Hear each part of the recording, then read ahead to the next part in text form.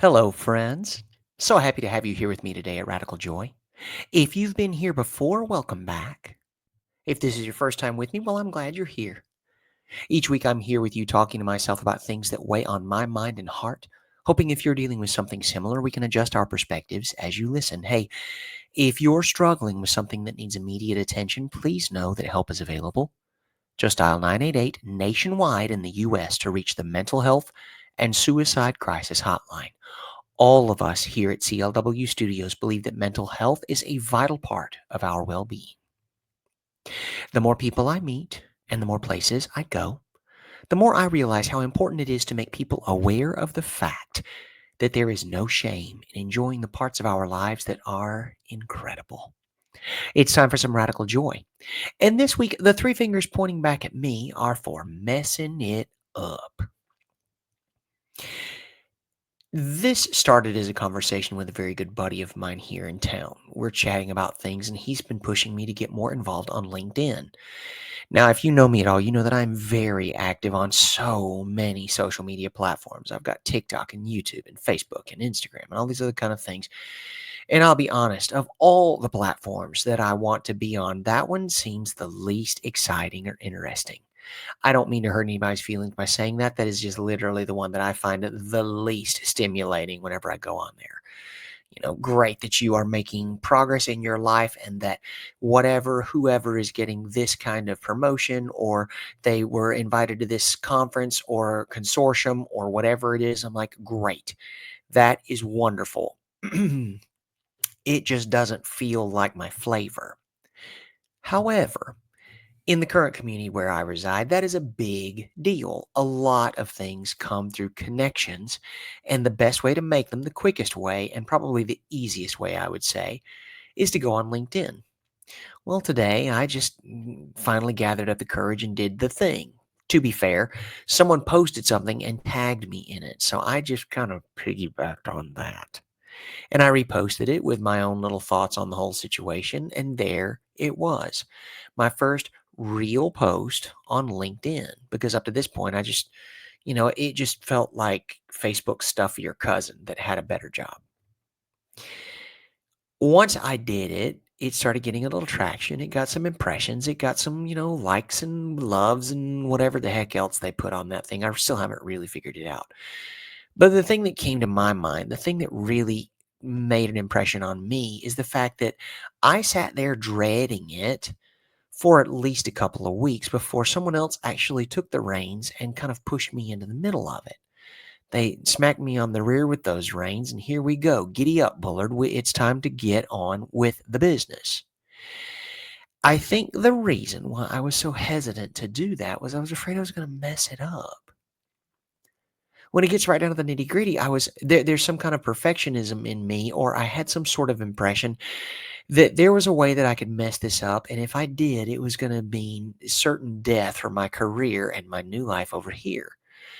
And so deep down, it was just like, ooh, I don't want to do it because if you don't do anything, you can't mess it up. However, if you don't do anything, you can't get started. You can't begin. And I was talking about this with Walter, and it just came to my attention, and I told him this, and it just sort of rang in my ears and heart. And I just want to share this with you. It is really, really, really difficult to mess something up so badly that you are beyond repair or redemption. I'm not saying it's not possible. Please understand me. I've got folks in my life that have pulled some really stupid stunts, some boneheaded bullshit. Are they beyond redemption? Many of them are not. And this was one of those things after several thick-headed ridiculous, they just kept on and kept on and kept on, and eventually it came to a point where it did wear through, and it sort of broke the bonds that held us together. That was not the first interaction. Very few people have I ever met where our first interaction is also the last. That being said, had I gotten off my dead rear and done the LinkedIn stuff, I could have gotten a little bit more in the pot for myself. It people don't understand that this is an accumulation situation. Okay. Because you build an audience, you build these connections, you continue to give people media that intrigues, invites, engages them. And then people will return to look at it. People will return to find out what you're doing next. When people do that, the algorithm built into the platform is going to push more of your business out to see other people, which is exactly what we want to happen. Okay. So, what I want to do now is copy and paste that entire idea onto literally everything in our lives that we may hold back in doing just because we're a little bit afraid of taking those first steps. Luckily, I had someone behind me to shove me into the pool. Not even the deep end, really. It wasn't the shallow, so I didn't have to worry about, bumping my head or any of that. It was somewhere in the middle. I could still touch, but my shoulders were under. And I love the thought of that. I was like, oh, wow, this was really so easy. I'm making a humongous deal out of absolutely nothing. And that was a little frustrating, honestly, whenever I thought about it, whenever I really got to look at it and spend a little time with it in the quiet, thinking about these kind of things. Anticipation is a killer. Wow, the build up to something can be so daunting, right? I know it is for me, and that's why I say it. Anything and everything I say on this, 99 times out of 100, it's because I have felt it or lived through it. And so I'm just kind of like sharing my story. All this anecdote stuff, this is how I learn best. This is how I glean information and expertise and experience from people in my life whose experience I value and respect. And so, since that's the easiest way for me to learn, I figure that's probably the most interesting way that I can share it with any and all of you. Starting the thing is the thing. You're no longer a beginner. You're no longer a novice. You're no longer a virgin. Go do the thing, whatever that is. If it's learning an instrument, if it's learning a language, if it is running the errand that you've been putting off or transferring from to-do list to to-do list for weeks upon weeks and perhaps even longer. Take a moment, take a breath, put on your big boy or girl or whomever panties, and go do the thing. Starting is honestly 72% of finishing. It's crazy to me. And all these things, none of these ideas are new or revolutionary or breakthroughs of any flavor. What they are is just someone out there who just dawned on him today, sharing it into a microphone to say, hey, you know what? Starting the thing is so important. Please just start the thing. No one cares if you mess it up. So few people care, and if they do, they're being assholes. So we don't care what they're thinking about it anyway. So start the thing, whatever it is. Is it a lesson? Start it. Is it starting a new book? Start it. Is it writing a book? Start it. Throw it against the wall. Let it splatter. Let it stick. Whatever slides off wasn't meant to go against the wall. What sticks was always meant to be. And once you see it hanging there, the sense of pride I get from watching my BS hit the wall and the things that stick, I'm like, up, did not expect that. Love that. How fantastic is this? Look, look, look, look. Yeah, utterly unexpected. That was not the thing I expected to stick. Delicious. Now what are we going to do with it? What do you mean? Well, you can't just like stand there. There's something on the wall. So what are we going to do? Are we going to add more things to it? Are we going to clean the wall? Or are we going to frame whatever stuck? Like we got so many options. And I only knew like one or two. So let's explore that for a hot second. What are we going to do now that the thing has begun? Great. Wonderful. We have begun. The momentum is starting to build. It is not just rolling down the hill, it is gathering force as it goes. And all we have to do is just sort of finesse it in one direction or another. And we got to just look at it and we got to turn it over and we got to continue to give it a little nudge every once in a while. A, to continue that momentum. B, to make sure it doesn't get out of control. To make sure that it's rolling in a way that we can slow it down or change its direction. We are maintaining, we are nurturing as it rolls. And we continue to add or withhold to make sure that the momentum is consistent and it continues rolling in the direction of our goals and dreams and hopes of accomplishment and achievement. Right? Start the thing. And it's tough. Like, I know a lot of us out there. I was talking with a friend of mine today, another. We were talking about ADHD and the very different ways that people can be constructed and how they think and what they're dealing with. There are words, there are terms for this, and for whatever reason, a neurodivergent. There it is. I'm like, it was on the tip of my tongue. I just needed a hot second to bring it up.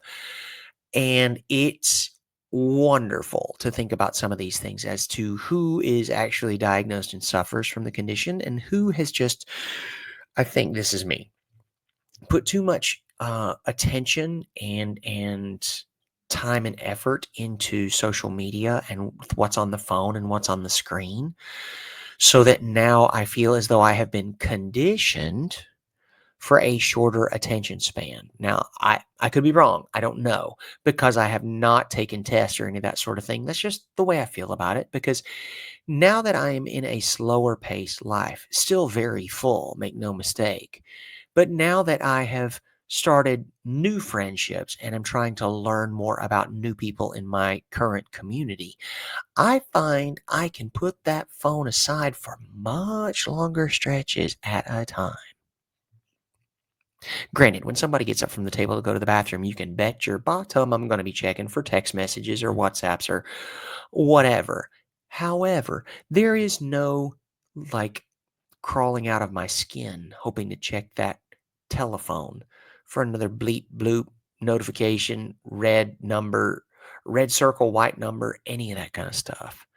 I can just sit there and I can be fully present. It is delicious. Oh my goodness. And so to sort of come back to where we were, start the thing. I think that neurodivergence, several flavors of those kind of ways of thinking and brain wiring can make it really difficult to get started. And so, whenever I say these kinds of things, please know that I'm not judging or giving you any kind of hassle for it.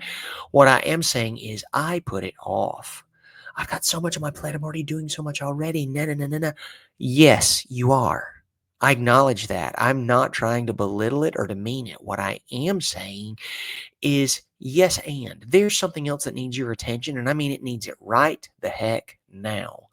So, what I want us to do is figure out a way that we can do that, because starting is honestly the most difficult part. Once you figure out that you're not going to die, that someone out there is not going to hurt you or think less of you or completely just, fire you or stop dating you or leave you for something like that. It's really difficult to mess up that badly. And I mean at anything.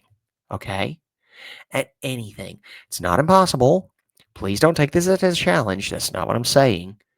What I'm saying is, starting the thing, it's really difficult as a beginner to screw the pooch so hard that there are life changing repercussions connected to it.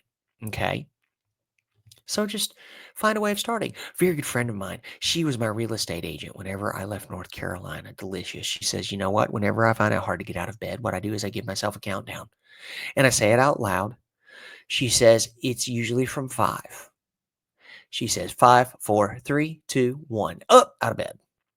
And then I make the bed so the invitation is no longer wide open, engraved, etc.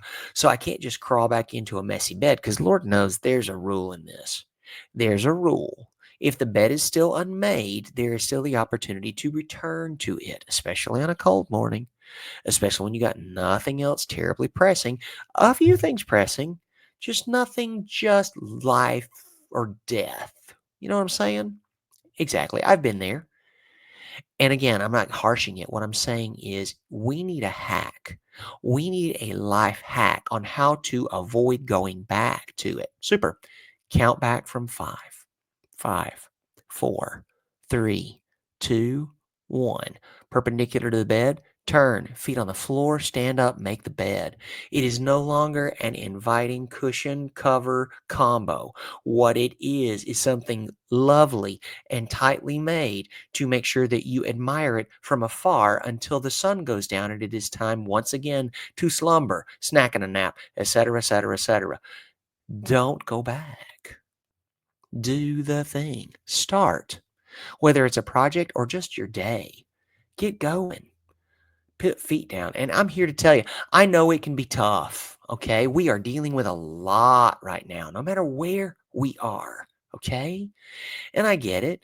Every day, it's a whole new thing on the news about whatever's going on and what new this is happening and who's getting kicked out of the country and who's showing up to people's house with no warrant, no authority, but for whatever reason, because they got scary looking clothes and a big old hammer to knock down the door, and worse, we treat them as authority whenever that is not the case. There's a lot keeping us still. There's a lot weighing us down. And in these very specific cases, what I want to say is we got to keep moving. We got to find a way so that whatever it is that we're starting today, we get a start on it. We strategize, we look at it, we get ourselves under it, and we pick it up and we fling it. Okay? Yes, because that's what we do. And starting can be incredibly intimidating. Okay. I know this. I do. The reason I know this, I was reminded very clearly today. And I did the thing and I started the thing. And whenever I did, I was like, oh, wow. Okay. That was not life threatening. That's the thing. I'm so terrified that whatever it is that I start, I'm going to be so bad at it that it's ugh, what's it like? Oh, let's compare it to something that we can literally just like feel in our guts. It's like your grandma's white carpet and she's made spaghetti and meatballs, okay? And it's your first time that you really want to try it with the fork and the spoon, right? You want to twirl it on the spoon and you're so careful. Oh my God, you're so careful and you're eating on the nice china, right? And she's brought out the good silver. I mean, it's a big deal. Like today is the day. And you twirl that spaghetti and you get just enough meatball on it to make the perfect bite. Just enough sauce. The sauce to nudes ratio is so good. It is sublime. And you're moving toward the mouth, okay? And you got a tight spin on that spaghetti too. No way those noodles are moving. Oh my God, this is so good. Feels great, doesn't it? Am I describing it enough for you? Exactly. And it's getting closer and closer and closer to your mouth, and you're like, oh yeah. And then all of a sudden, that little morsel of meatball starts to teeter. Oh my God. No, no, no, wait, wait, wait, wait. So then I start to move that fork a little closer to my mouth a little faster because I got to get that thing to my mouth before it falls off. Because I know that if I can get it in my mouth, we're home free. All I got to do is move it. That's all I got to do. And so I pick up the pace a little bit. I start moving it towards my mouth just a little bit faster. I'm moving my chin forward. So maybe I can like hold over the plate and I can and meet it halfway so that no matter what happens, it doesn't get on grandma's carpet. Oh my God. And that meatball, oh my God, there it is. It just keeps going. Oh no, no, no, no, no, no, no, no, no. And you try to like do everything you can. You move your face even closer and you try to like turn up your hand so maybe it'll roll back onto the tablecloth, which isn't great, but it's better than the carpet. And there it goes. And it falls into the carpet. Not only does it fall into the carpet, it hits your shirt in two places on the way down. And then it hits your crotch right there on the clean jeans that you just took out of the dryer.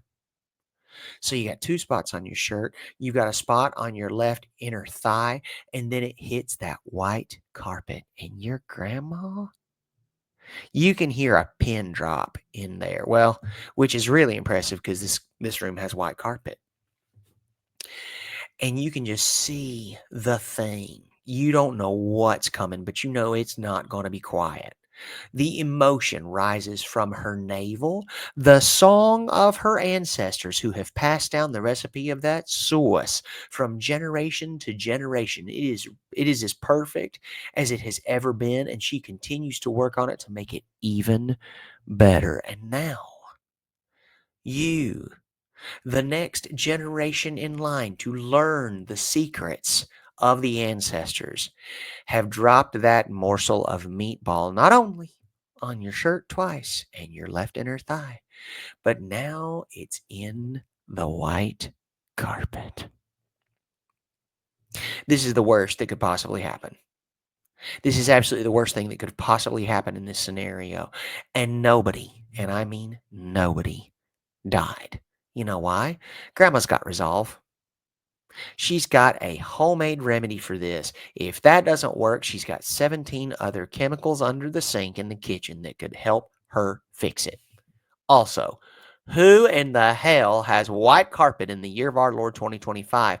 And if they do, what on God's green were they thinking feeding you a meatball upon it? Silly. Asking for it. It was a test, and you failed. And that is okay. Why? Because nobody died. Now, grandma might come near it because she's going to be apoplectic once you get that in her white carpet. And she's going to spend the next 27 minutes with a toothbrush and whatever remedy she's got getting it out of that deep pile.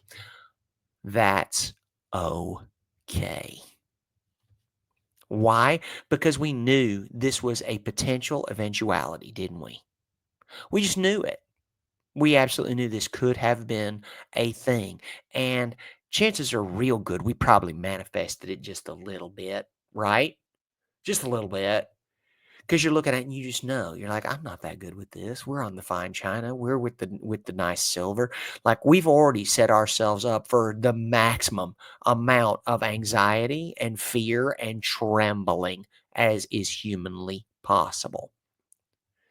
And Grandma, God love her, those eyebrows are plucked 3 shades to Jesus. All she has left is what she has penciled in before coming to supper, right? But you can bet your bottom that that one is just arched up to her hairline.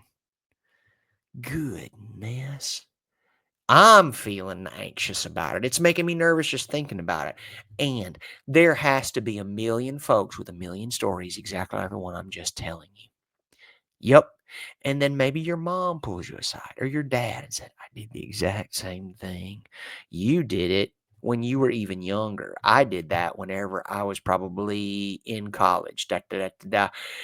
And then you get this wonderful story about the same thing happened. And shockingly, they didn't pass either. They didn't pass the test and they didn't pass away. It came to pass. And we all knew it was, and chances are there's probably like a little throw rug or something like that that's over any and all stains they could not get out. Let this be a lesson. White carpet is not for people who love pasta and sauce. You're going to do something like that, get yourself a mingled something. It's got a whole lot of different colors in there, just kind of mixed together because nobody can see when you drop pasta sauce on a dark speckled carpet. Promise you. And if they can't, it's because they're looking too hard. Assholes. I have been so sweary this episode. Jeez. I don't mind. Here's another thing, too. You can drop a 4-letter word and it ain't going to do nothing to you if it spices up your conversation. If it's something like delicious and elegant punctuation that you can put into a letter or prose or whatever, semicolon, how beautiful is that? Pretentious as hell and delicious when used properly. Good spelling. Oh my gosh, yes. Good vocabulary? Sign me up every day of the week. Oh, if it's like SAT words, be still my beating heart and cover my rock solid nipples. I love good vocabulary. I make no excuses for it, just so we're clear. There's so many things just like that in our lives that give it something. And it takes practice. Those kind of things one does not get good at immediately. You got to screw it up. And when you do, there are people in your life who will care about you to fix it. And there are people in your life who care enough about your error to bring it to your attention, assholes. And they're both helpful, and nobody died. Okay? Because each of these things that we want to do to make ourselves better, to add to the person that we are, we've got to start somewhere. And even more than that, you have to start. It's so important. Oh my God, because the sooner you start, the sooner you can get better at it. The sooner you can get those errors out of the way, those mistakes that, yes, they're gonna be so awful in the beginning. And then they just continue to diminish. They just get less frequent and they get less severe. And that is fine. As a matter of fact, it's better than fine. You know what it is? It's the best learning you're gonna do. Getting it almost right, you might make that mistake a few more times. Really, really going kerplop, that's a lesson you won't soon forget, mama. That is something you will hold dear because you will never want to repeat it, daddy. Friends, neighbors, country people, admirals, generals, corporals, captains, everyone listening to the sound of my voice. Most of these mistakes are not going to put you 6 feet under in a pine box, okay? And it's so funny because I continue to think that the consequences of doing something wrong are just astronomically enormous. And I'm here to tell you that ain't the case. That ain't nothing but me making stuff up. And when I do that, I write it down so that I can say, oh, I want to tell anybody listening out there, hey, I would much prefer to mess up because the lesson and the learning in that is so much more valuable. It's strong. It is indelible on your brain and on your heart. And sometimes it's so embarrassing, it's on your soul. And nobody died. Embarrassment, shame, all those kind of things, they're useful in small doses, I guess. I don't want to let them run my life. And I see a lot of people who do. I'm not judging it. I'm just saying, hey, I promise you, you get a lot more out of your life if you run it off things like abundance and connection than you do instead of shame and anxious. Trust me, because I've lived in both of them, okay? Trust me. And the best part about getting older is learning just how little everyone gives a hoot about anything you're doing. My gosh. What you're doing with your life, so few people even care. So few people, like your nearest and dearest will. Great, because those are people who are going to stand in your corner and holler at you in the best way possible and push and pull for you. And that's delicious and wonderful. And all those other people ain't nothing but assholes. And then there's value in that as well. Because here's the thing, those people who look for you to do something wrong so they can poke fun, jeer, whatever it is you want to call it, great. You know why? Because there is not nothing. There are few things more delicious than showing your haters just how much bigger you are than that mistake. Gigantic, colossal, monolithic, enormity unbound. Okay? And the best part is, whenever you reach that size, you can put those mothers in your shadow. And it gets chilly in there, friends. Who they gonna need to bring a cardigan or a light sweater. I love y'all. This has been such a wonderful time. Thank you for spending this time with us here at Radical Joy. If this is your first episode, welcome. I think this is a wonderful place to start your journey with us here at Radical Joy. I have thoroughly enjoyed all the storytelling and the anecdotes and the pumping up and the hey, don't worries. Okay. If this is not your first episode, welcome back. I feel so good sharing this business with you, especially if you've been here before. I feel on top of the world and I feel as though this is something valuable and enjoyable. Sometimes you got to choose, but today I think it's both, and that makes me real, real proud. If you're the kind of person who likes to leave a review, please do so on whatever platform where you're listening. Leave us a 5-star review. take a screenshot, send it to us to the information or the email there in our show notes because we have just begun season 3. Well, I guess we haven't just begun. We're deep into season 3. We've got a new look and we've got some new swag and we would love to share it with you. More than likely it's going to be a sticker, something you can put on a journal, a water bottle, a laptop, any place you'd like to stick a sticker. We would love to make sure you've got it to show friends, neighbors, loved ones, anyone that you think might benefit from sharing this time together about us.